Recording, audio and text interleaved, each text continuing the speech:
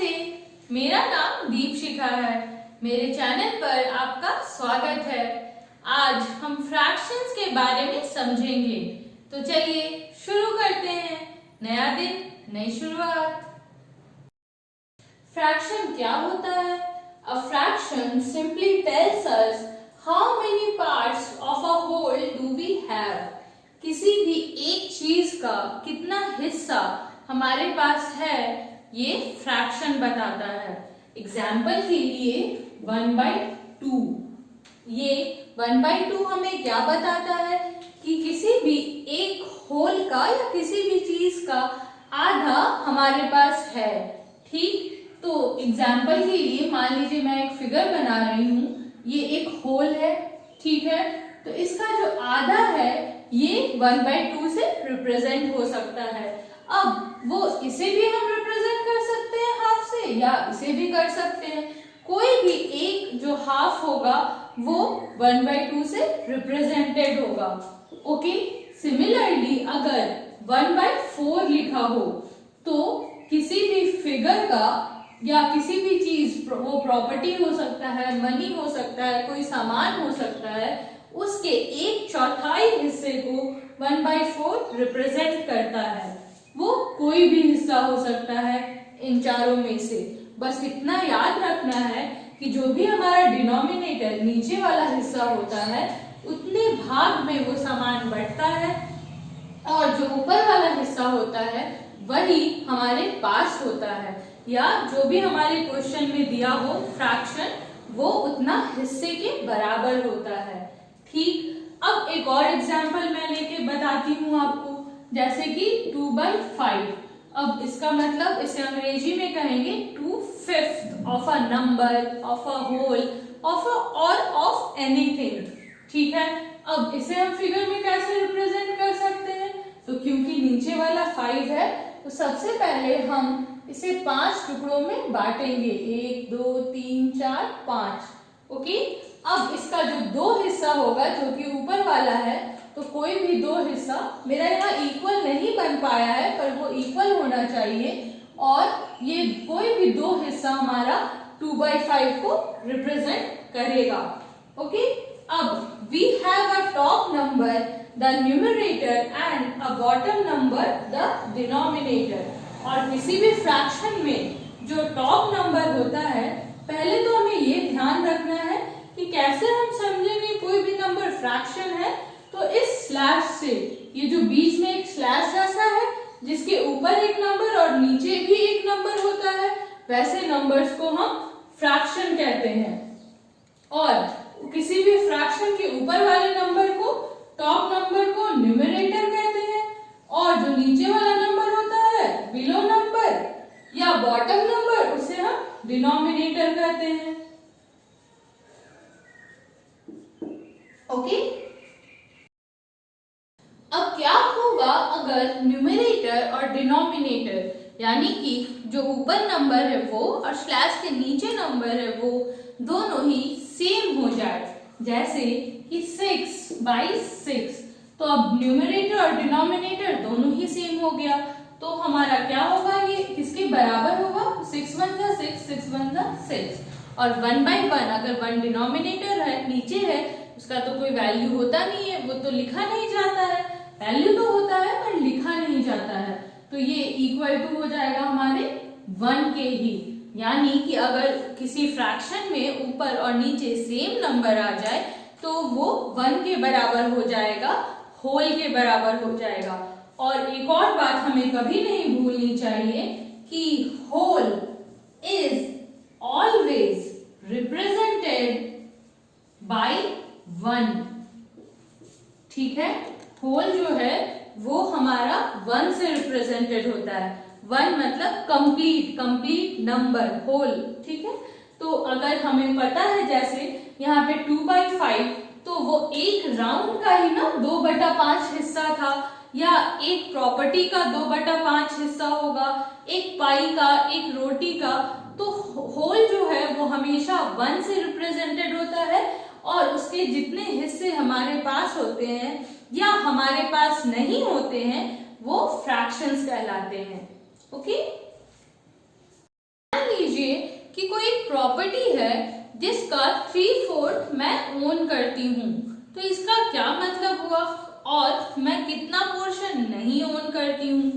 अब क्योंकि 3/4 की बात की गई है, यानी कि डिनोमिनेटर 4 है, तो मैंने पहले ही कहा है कि किसी भी चीज को अगर हमें पोर्शंस में, पार्ट्स में या फ्रैक्शंस में बांटने हैं तो हम कितने पार्ट्स में बांटेंगे, जितना कि हमारा डिनोमिनेटर हो।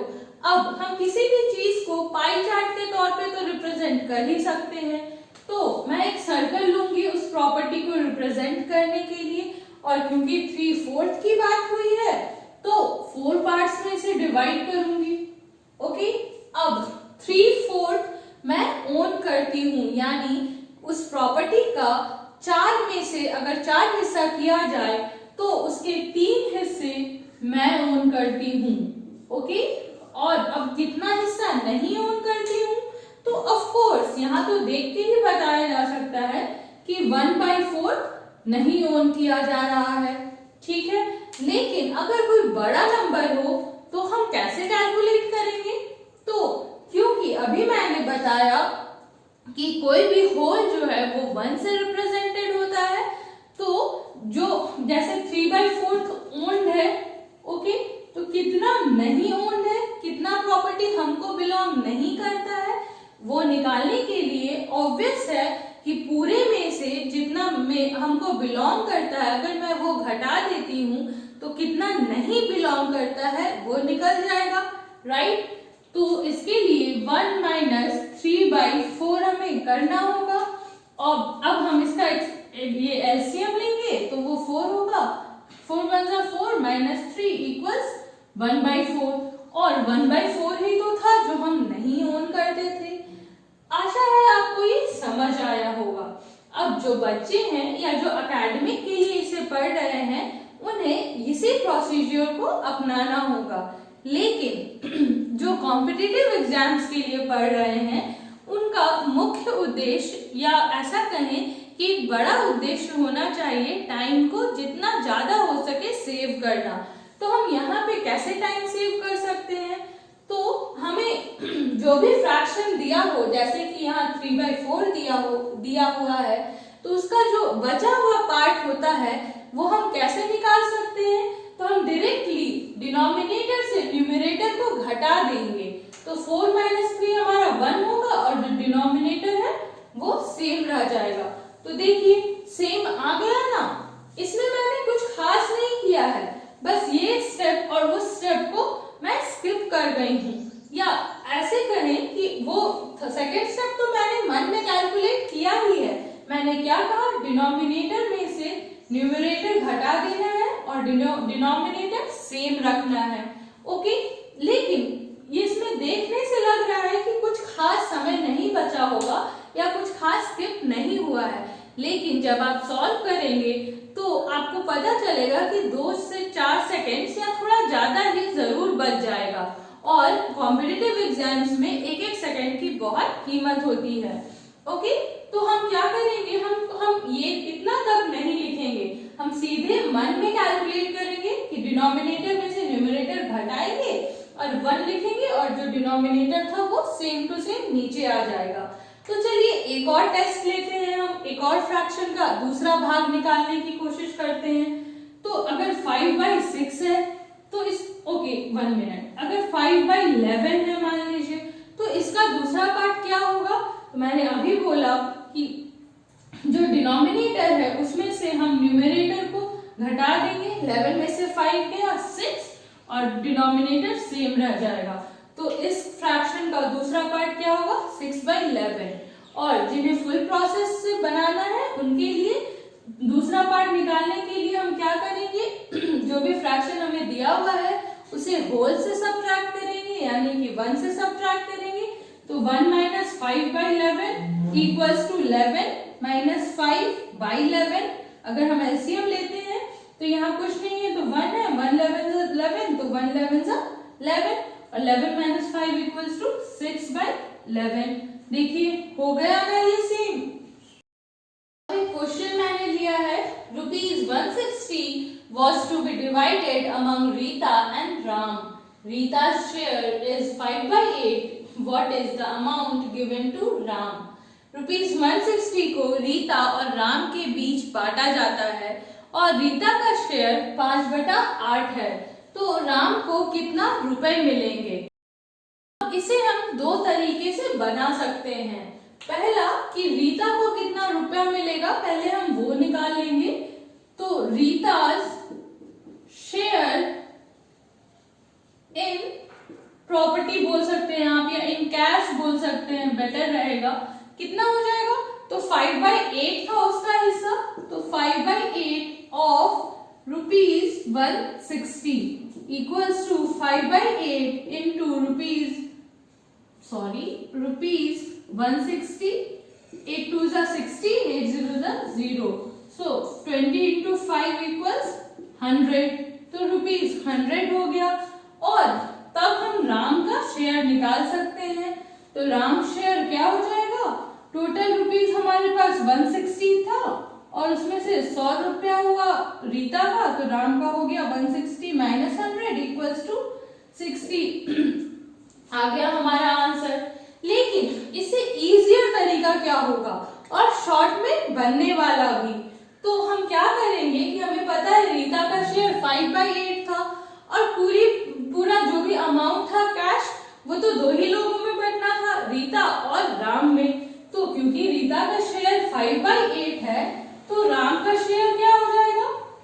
अभी मैंने आपको बताया कि इजी तरीके से हम क्या करते हैं, सीधे मन में डिनोमिनेटर से न्यूमरेटर घटा लेते हैं। तो 8 - 5 इक्वल्स टू 3, तो 3/8 हो जाएगा राम का शेयर। अब राम का शेयर इन कैश क्या होगा? तो देयरफॉर कैश या अमाउंट गिवन टू राम वो कितना हो जाएगा? तो इक्वल टू सीधे 3/8 ऑफ ₹160 हो जाएगा ना।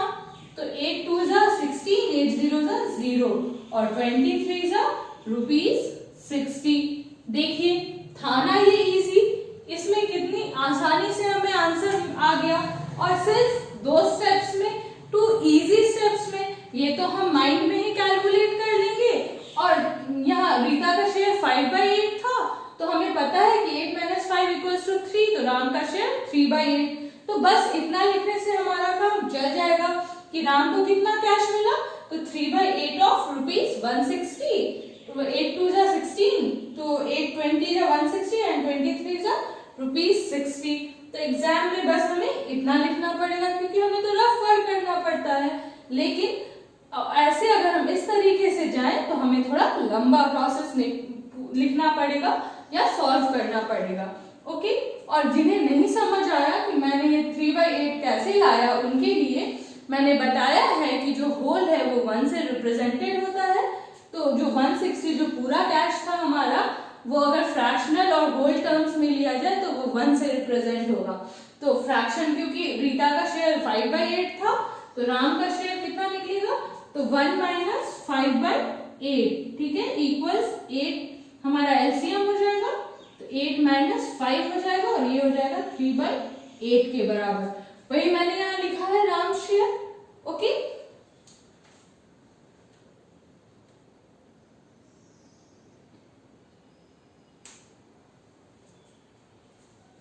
आज के लिए इतना ही।